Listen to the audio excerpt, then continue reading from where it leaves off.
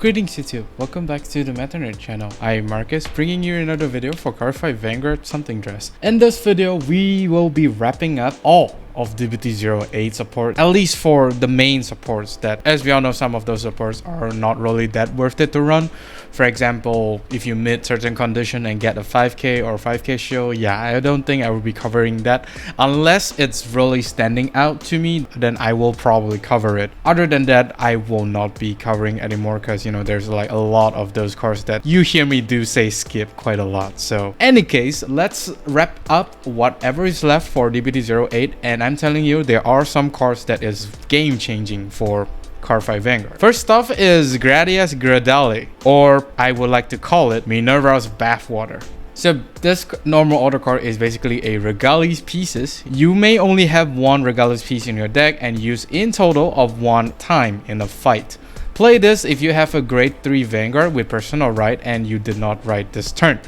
Second skill, it basically activates Personal Right, which lets you draw a card and all of your front row gets a 10k power, and you are also regarded as Personal Right. So this card is basically like, you know, a fourth copy of your boss unit technically, because as soon as you got him, you can't write, you just activate him and activate your Personal right then and there, which is very nice. And it's also why this double R card is so expensive. Yeah, this card is super disgustingly expensive to the point where, you know, it's comparable to Bathwater. Like I said, you should probably only consider running this card if your boss unit is reliant on Personal Right. For example, Hexa or Kyrie or Magnolia, if you are playing those decks, that is, because those decks tend to have a much more reliant on Personal Right as opposed to normal decks. However, the normal decks can still run this if you want to go into Personal Right as much as possible to basically get the win. It's okay to run this card, just that you might need to sacrifice one of your key pieces for this card. But technically, it's a fourth copy of your boss units anyways. So not too bad, not too shabby. But then again, do keep in mind here is that the more right lines we get in the future of Cardfight Vanguard D standard, this card is basically gonna go up in price. There's really no right or wrong answer to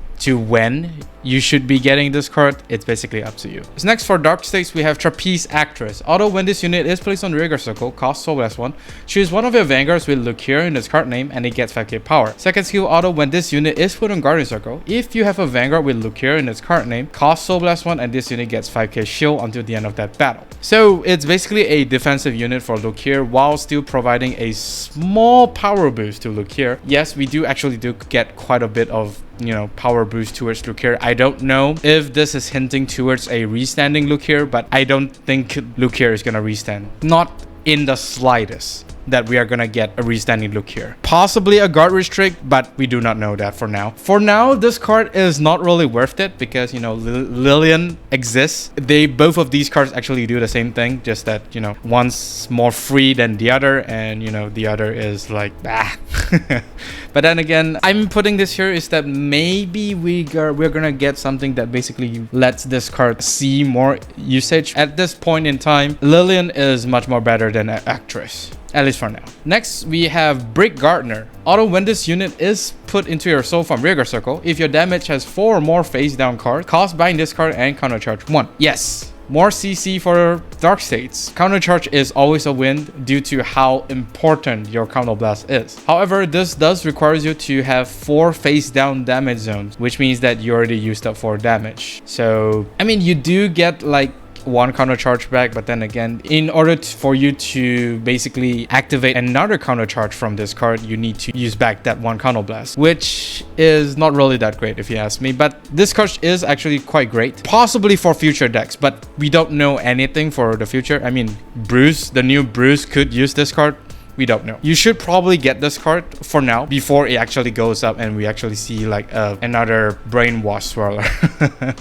Then again, good card, not broken, not too great, but it's actually going to be really useful once we go into the future. For Cater Sanctuary, we have Knight of Disruption Diarin. Although when this unit is placed on rearguard circle, if your Vanguard's clan is only one of any of the clans, cost Soul Blast 1 and discard a card from hand. Choose a card with only one clan that is the same clan as your Vanguard from your drop and put it into your hand. This, I think, is going to be a stapler card for all encounter right lines. Well, specifically for Cater Sanctuary encounter, Majesty Lord Blaster, Peanut Butter Dragon, as well as Minerva. Those three right lines will definitely want to run this card because it basically lets you recycle anything from the drop zone. Not so much for Phantom Blaster Dragon because he does not really need a lot of stuff and he does revive the Blaster Dark anyway, so not really that much for Peanut Butter. But for Minerva as well as Majesty Lord Blaster, yeah, those two right lines could actually appreciate this. And not only that, this card could actually combos of Wayward Angel, because since this card is discarding a card from your hand, you basically could just discard Wayward Angel and pay another Soul Blast to get back that card, so you don't really minus. This is stupid. You actually plus from you discarding, which is again stupid.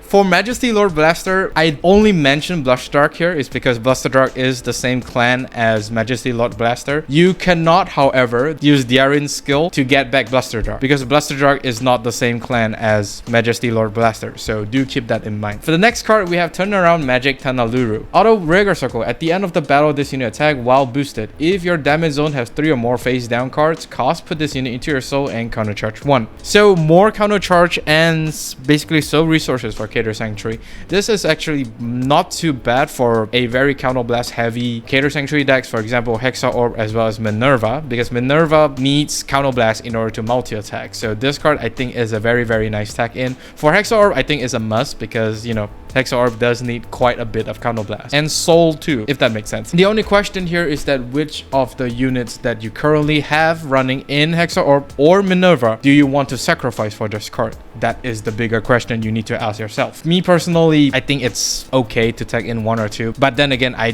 don't really have a lot of experience playing Hexa Orb as well as Minerva. I can only speculate that this card may be run. It's not necessarily a must to run, but just maybe. Moving on. Next is a promo card that surprisingly supports Grace, Knight of Soaring Blade Fernbael. Auto back row center rearguard circle. At the end of the battle that this unit attack, if your opponent's Vanguard is grade 3 or greater, cost Soul Blast 1 and discard a card from your hand. Choose one of your Vanguard with Grace in its card name and it gets 10k power and 1 drive until the end of turn. Yeah, so Grace personal support that should only ever exist in the back row center rearguard circle. Since Grace does allows the back row center rearguard to attack, yeah, this is going to be the prime target to be, you know, select on for Grace skill. However, other than being an attacker, this card actually gives Grace an extra 10k as well as a drive, making Grace a 23k or 33k attacker, depends if you have personal right, with a triple drive, which is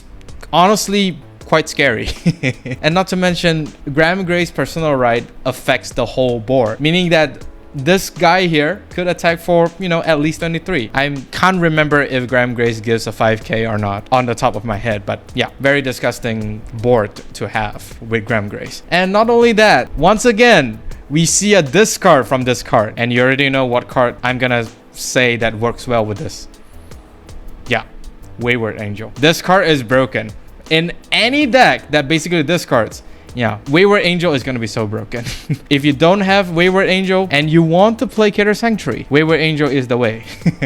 Next, for Stoicheia, we have Tyrannite Emilios. Although when this unit is placed on rearguard circle with your other grade 1 or less rearguards, cost Soul Blast 1, draw a card, and this unit gets 5k power until the end of turn. Yeah, so drawing power is always nice, and with this being a 13k, it's actually very nice. It's actually more beneficial in a Leonarn deck, to be honest, but then again, Soul might be an issue for Leonarn as it stands at the moment, but then I guess it's quite okay, but most likely going to be a skip. But I think this card has potential to be really good in the future. Other than that, I think the other right lines does not really need this, at least from my perspective. Do let me know down in the comment section if you think the other right lines might need this. Me personally, I don't think it's worth it to sacrifice one of your key pieces for this card because, you know, Inlet Pulse exists. Next, we have Shoreline Ray Dragon. Auto rearguard circle. When this unit attacks, if it is the 4th battle of this turn or more, and your order zone has a Blue Storm Fleet card, this unit gets 10k power, and at the end of that battle, put this unit into your soul. This effect is mandatory. So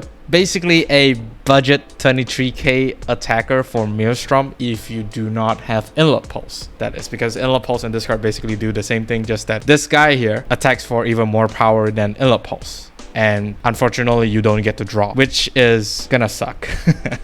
So when I did the video with Commander Jaime for Maelstrom, I actually mentioned that I don't really like Will Assault. After going against Maelstrom deck and with this card inside Maelstrom, I actually changed my perspective on Will Assault. Will Assault is actually very, very disgusting in certain scenarios when you have your right pieces on the board, and it does helps with Maelstrom's skill. I basically see Will Assault in a new light. And of course, any attacker that hits over damage trigger is always a win for, you know, Stoicheia, because the bane of all Stoicheia decks is basically damage triggers, which I understand. Yeah, speaking of Will Assault. Next for Brandgate, we have Abend Robust. Although when this unit is placed on rearguard circle, cost counterblast 1, search your deck for up to 1 set order and reveal it. And if your auto zone has a card with the same card name as that card, put it into your hand, shuffle your deck. Second skill, auto rearguard circle. When this unit attacks, choose 2 set orders with the same card name from your auto zone. If you choose 2 cards, this unit gets 10k power until the end of that battle. I think this is a very, very good unit for Brandgate as an overall, because it's basically one of the consistency unit for you to get your set orders, because some right lines in Brandgate actually has trouble getting their set orders, with the exception of maybe Seraph Snow, because Seraph Snow only needs the prison. For the other right lines, I think they have this sort of trouble getting their set orders, because, you know, RNG is a thing.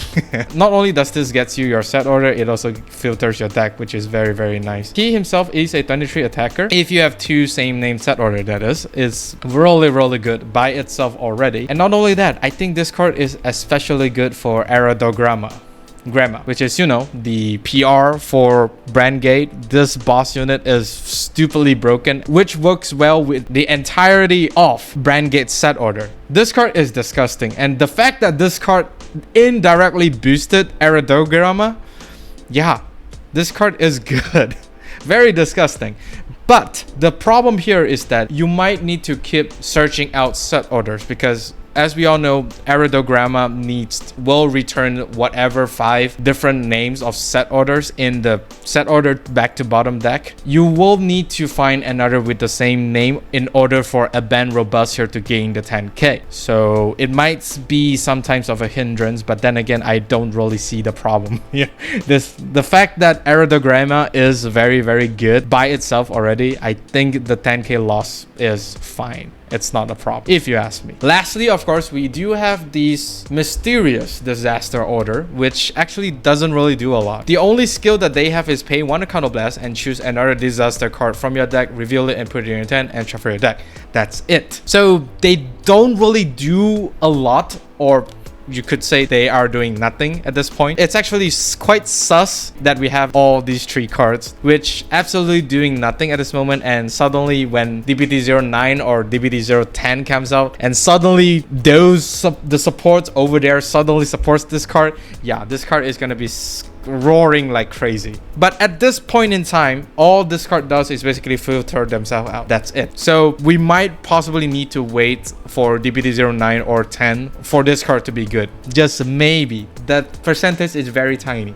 but at this point we do not know. And that is all for DBT08. I can't wait to start DBT09, but then again, the year is ending already, so I will probably be very, very busy for the rest of, you know, whatever days left for 2022. So mark down your calendars, because that video is going to be a deck profile for one of the most, I would say, well-known as well as unknown within these standards. So do like and subscribe if you like this video, and of course during the bell notification icons, so that you don't miss a video I upload. With that being said, I'll see you all on the field.